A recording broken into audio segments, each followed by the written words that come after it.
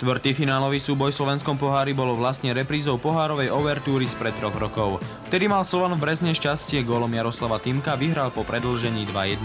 Pod hradom Matúša Čáka bol úplne iný Slovan a úplne iný Tatran, ktorý zrejme vypustil záver ligovej sezóny kvôli prípadnej účasti v PVP.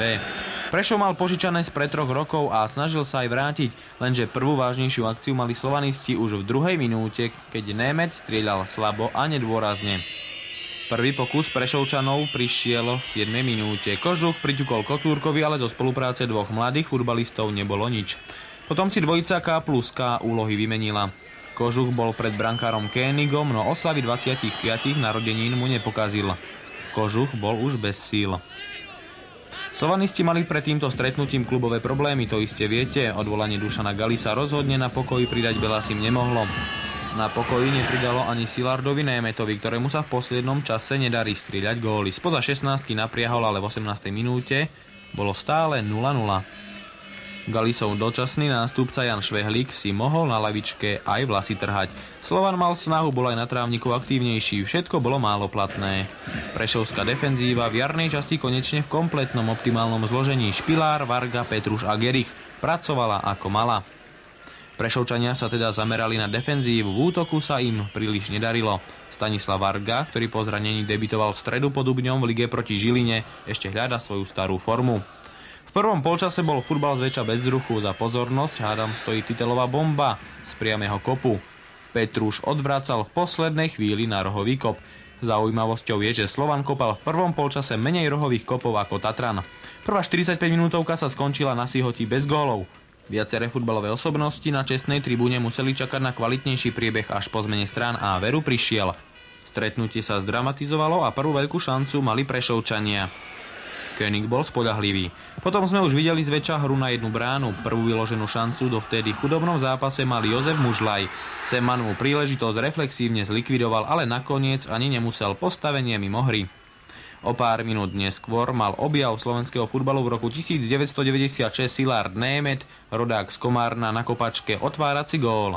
Seman opäť výborne 0-0. Prešovčania boli pod obrovským tlakom. Kormidelník Tatrana Anton Jánoš samozrejme bol rozčarovaný. Jan Švehlík naopak hnal Belasík dopredu.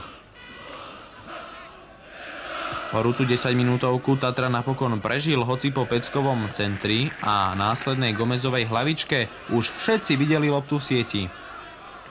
Pri Semanovi vtedy stáli všetci svätí.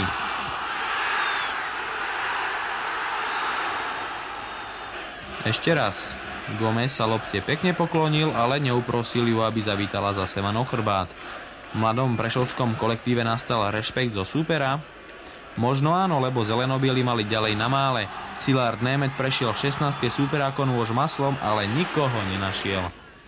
Semanovi zaslal pozdrav aj striedajúci Stúpala. Čo chýbalo? Miroslav Seman opäť na mieste. Slovan v poslednej 15-minútovke riadneho hracieho času vsadil všetko na jednu kartu, lenže všetko mu nevychádzalo, najmenej finálna fáza, a o všetko mohol aj prísť, keby bol Kožuch o čosi rýchlejší pred Königom. Posledná príležitosť ukončiť stretnutie v riadnom hracom čase sa núkala Némethovi so Soboňom, ale prešovská defenzíva chybičku neurobila a tak sa stretnutie muselo predĺžovať. Napätie bolo samozrejme v oboch táboroch, tréneri mali čo premýšľať. Dobrú šancu mal hneď na začiatku Rusnák, trafil iba Semana, najlepšieho Prešovčana na ihrisku.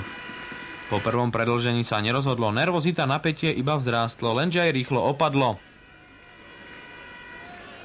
V 107. minúte dal zlatý gól po osi Gomeza z rohu hlavičke Titela Miloš Soboňa.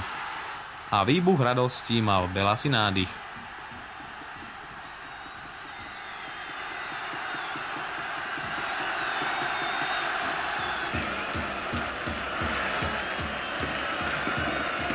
Ešte raz moment, ktorý rozhodol o tom, že v pohári víťazov pohárov bude reprezentovať slovenský futbal SK Slovan Bratislava.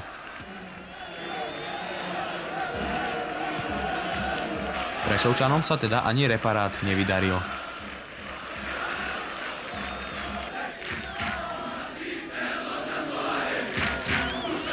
Zaslúžili sa všetci o to, ktorí pri tom boli. Boli to veľké nervy, skutočne.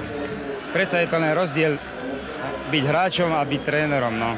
Hral som už druhýkrát slovenský pohár a zase sme nepostúpili prakticky do PVP. No, prvýkrát sme postúpili, lebo Slovan bol majstrom, tak sme išli automaticky ďalej ako finalista.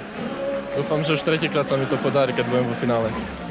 Prešov tam mal 2-3 také závary, že mohol byť z toho gól, no ale myslím si, že sme mali viac šanci a zaslúžene sme vyhrali. Teraz viete, že z hľadiska je to ďaleko ťažšie ako na ihrisku. Samozrejme, to som vedel aj predtým. V takomto stretnutí to nám aj tréner Šverlík prizvukoval, že musíme nabehať prakticky toľko, čo súper a keď chceme zvíťaziť, tak o ten krok viacej a dnes sa nám to podarilo, takže sme veľmi šťastní.